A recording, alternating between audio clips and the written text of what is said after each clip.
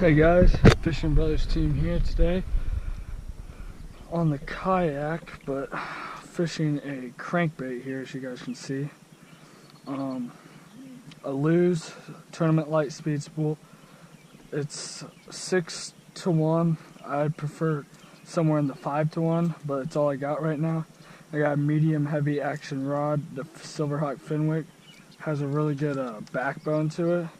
So when you set the hook on this fish, you're gonna have a nice backbone, but you're still gonna have a little bend in the tip, so that's good. That's why I usually use medium heavy, not heavy. If you guys have watched me, I'm not the best crankbait fisherman, but last week at Mark Twain Lake, I caught 2 keepers, took 3rd place, and this weekend Dalton and I took 1st and 3rd out of 50 people. It's good. We each caught our limit. So, getting better in the tournaments. The first 2 at Stockton and Truman were not good at all. As you guys can see, very murky water, so I'm throwing that sort of chartreuse spinnerbait square bill. It dives about 6 foot. I'm fishing about 7 to 8 foot. So it's just like a foot off the bottom. My retrieve's just a little slower because of my gear ratio. I'm gonna buy a 5 to 1 or a 5-2 to 1 or something like that soon. And I'm probably gonna buy another medium heavy action rod because I'm gonna use that for something else. So I'm not the best crankbait fisherman, deep water fisherman, but I have been getting a little bit better. I have realized that, especially in a pond, ponds are a lot different than lakes. I like to get about 20 to 30 yards from the bank. I also know this bank, you can see here guys, goes like this. And then there's a shallow spot, and then it just gets deep here. So it's actually probably the best spot and probably the only spot you can fish a lake. Or fish this pond here, my bad. So with the square bill, I like the best about a square bill is actually they don't dive as deep as like a deep diving crankbait. So you're probably never gonna throw a big deep diving crankbait in a pond unless the pond has lots of depths. So you're gonna get as long as cast as you can get. That wasn't this longest cast, but you want to sort of reel just a little bit faster to get in that strike zone where you want to fish, because you're going to want to fish these little drop-offs here. So that's where the fish are going to be hiding, especially in this semi-deep water. You want to get a long cast, as long as you can. I believe my line is 14-pound mono. I'd prefer, or no, 14-pound floral. I prefer 14 to all the way to 17-pound floral carbon. I would not recommend braid. Mono's the next best thing if you don't have floral carbon. I understand floral and braid can get pretty expensive, so a lot of people use mono. Just had a bite there. It's a small bite, but came right off to the boat or kayak. So that's one thing you got to realize. They'll come right up to the boat. It doesn't matter. He's gonna be something big. And even that time, it's really rare. That's why you always want to, especially in this murky water, they don't usually like that. They don't mind heavier line. You can throw about any type of line in murky water. You're fishing a clear lake though, like at Table Rock, it wasn't super clear, but we had to lower down on a line. We were using 10-pound line. Highest line we were using was 12-pound floral carbon for, I forgot what it was, but we were using I think Dalton was using it for jigs or something. Not for sure. He sort of likes that floral carbon though. I don't mind it. I think it's just sort of expensive, but there's this brand called Floral Clear. $10 for about 300 yards, I believe. Really nice too. You can get a far cast on some crankbaits. I'm not sure if I have that brand though on right now. I'm not sure what I have on. I might have... Oh my god.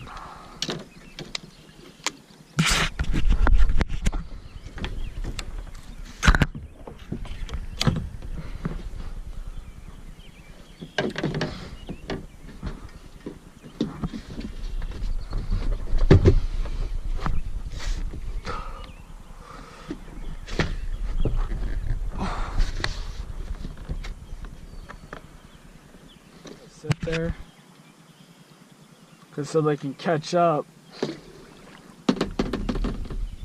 That's how I caught my one out. Got him.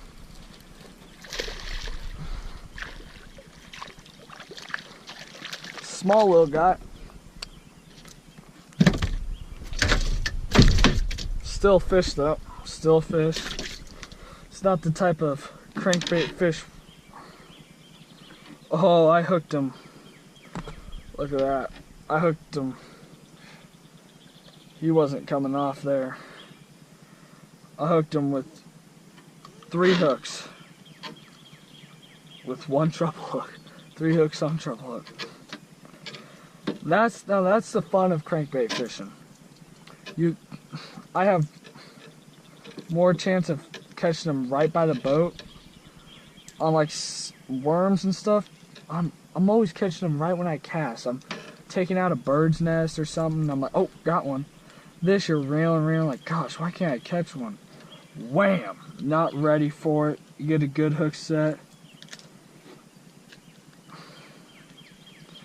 Well, that's not the fish we're well, it's the fish we're targeting, but not the size.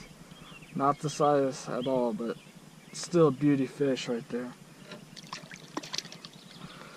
Still a good fish. Let's see if we can catch some more on that crankbait. I've probably caught 10 bass in my life on a crankbait. Caught 2 of them today.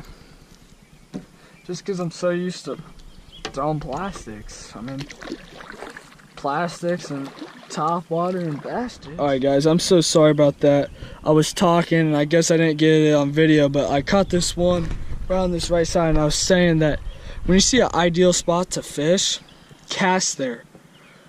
Cast, see, you don't get it a bite on the first try. Like, I didn't have anything on the left side, so I cast on the right, and this chunker, this is probably a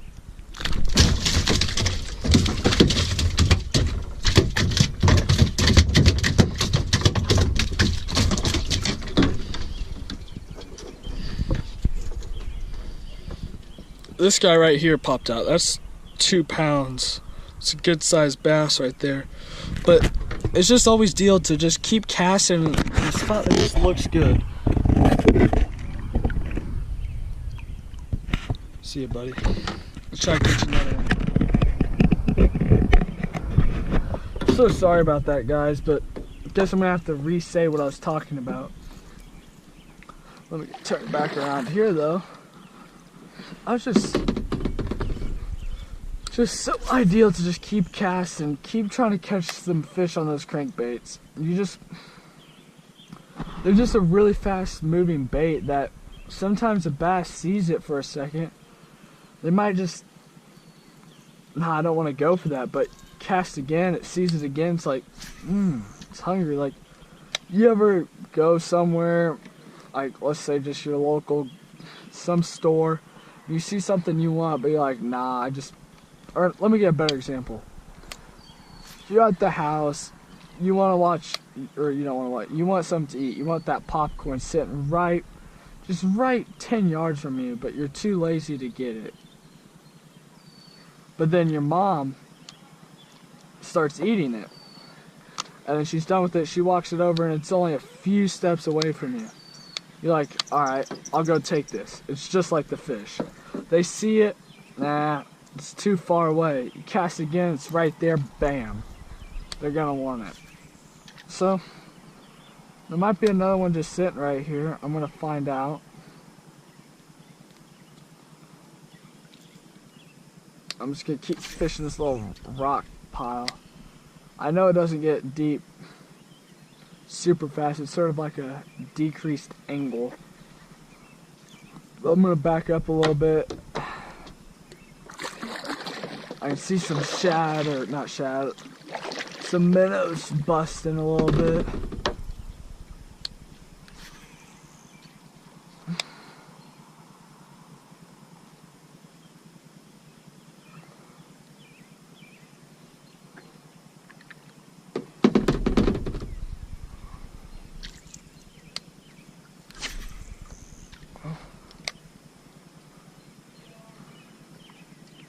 Oh, that makes me so mad, guys. I wish I had that on film. I guess I didn't have any of that for film.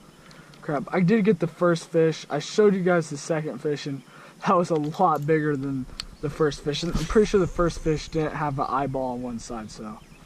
And that one definitely had it like that, so. You guys can say whatever you say, I didn't catch that fish, but I mean, 100% sure I caught it. I mean, it took it, I know that.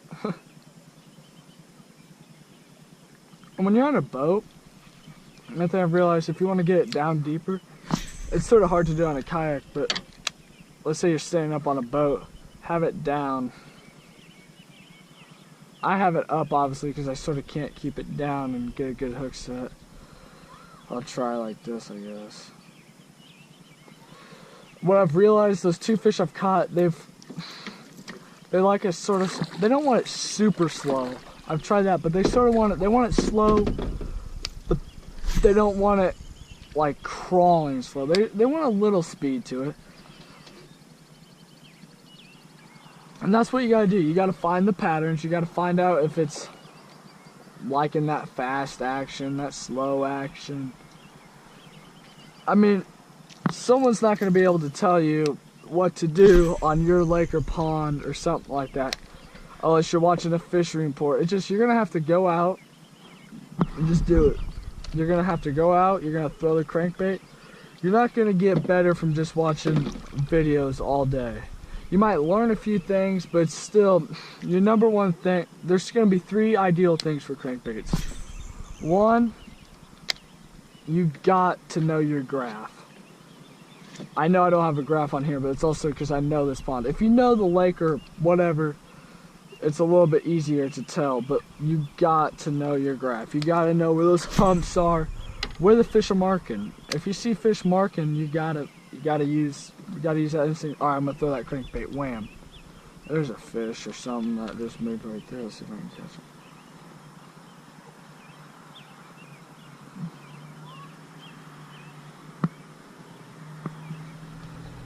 That was one. Second is you gotta know the pattern. You gotta use your pattern. You just gotta find out their pattern and fish it. Third is you're just gonna have to go out there and throw the crankbait. You might know you might be able to catch 20, I guarantee I could at least caught 5 to 10 bass already with some type of Senko.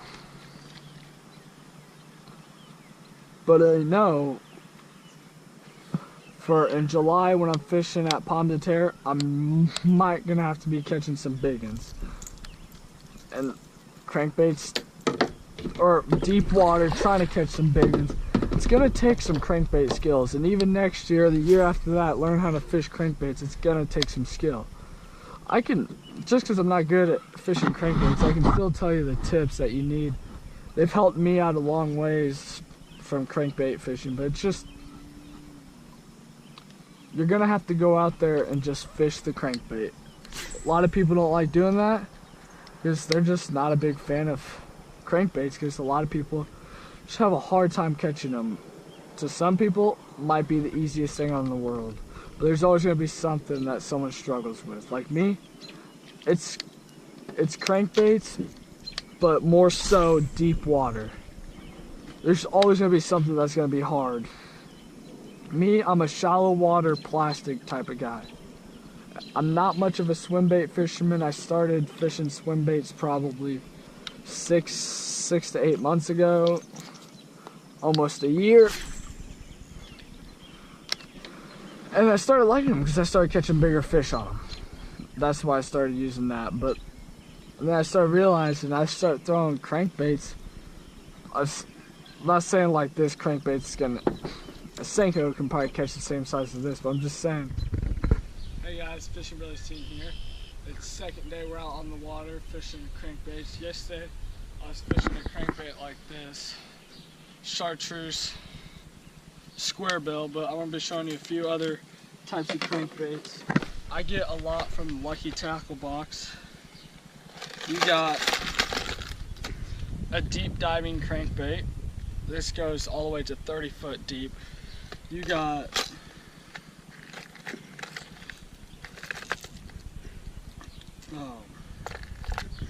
Got more of a natural type of crankbait. We got another deep diving crankbait. It's not as big though, and this is one of the colors I was talking about. Is you want sort of a white, and then you want a stripe of like yellow, and then some blue on the top. Today the water. It just went dead. But today, guys, because the water's it's a little bit clear today, I'm thinking about throwing.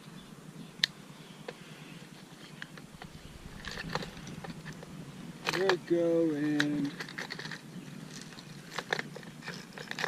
I got quite a bit crankbaits here. But I think I might throw something like this, or I might go a little bit deep diving and throw this. I don't know. I'm gonna start with this. If I get a lot of junk and stuff, I'm gonna keep on that crankbait I have on there now. You can see I got some jerk baits in here. I'm not a big fan of jerk baits. I get a lot of these baits in Lucky Tackle Box.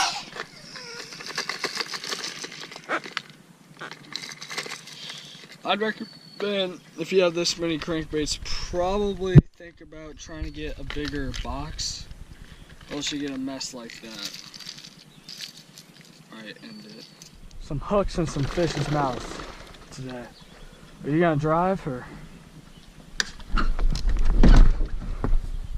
That was pretty sketchy, everyone, not even gonna lie.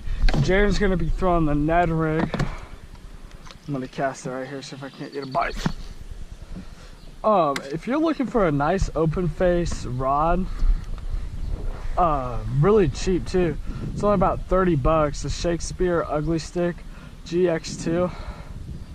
It's a little flimmy for this reel. It's pretty heavy duty reel. It's only a $35, $40 Lose open face reel. It's pretty nice. I like throwing a shaky head on here. Need some help? Alright, but everyone, I decided to actually just keep this on because that one crankbait was just, it went too deep, and this pond's not super deep. But if this pond was like 2 to 4 foot, averaging more deep, I'd probably throw that one crankbait. I probably need to get a square bill crankbait that's like what I had. But we're sort of just fishing the deep water today. It's 85, so I don't think they're going to be all the way in the deep, because it's usually been averaging around, what, 90, 95 degrees out. So they're probably under the moss. We need to flip the top water or something. But I bet you there's going to be some out this deep. That big one's going to hop on sooner or later. Usually I catch some decent sized ones. That one I had wasn't bad. So I usually catch like three pounders, and lately I've been catching like, got one. Oh! Oh, he's barely hooked. He's barely hooked. He's barely hooked. Oh! Yes! Oh, my dude, he was barely hooked. He just came on. Oh, that's.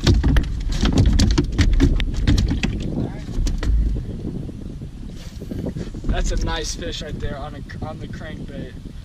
Look at that. Nice. I guess crankbait fishing's doing better than Ned rig right now. Usually we usually have about 20 on the Ned rig, and about 1 on the crankbait.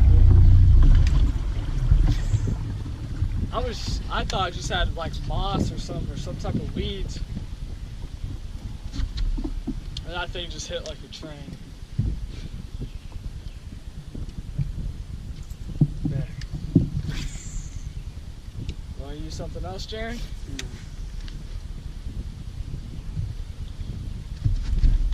Oh, I thought I had one. I think I had moss. Got him that time though. Back-to-back cast. Back-to-back cast.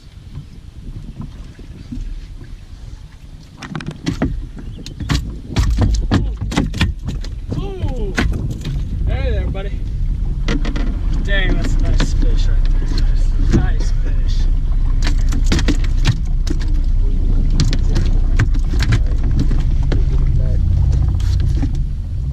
Very nice fish.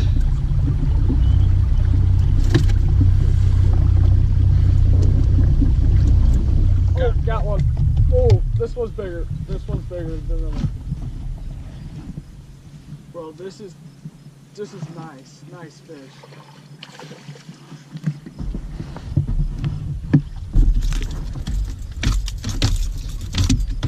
I thought it was gonna be a lot bigger than the other one, just off the light. But it's still very nice fish. As you guys can see there.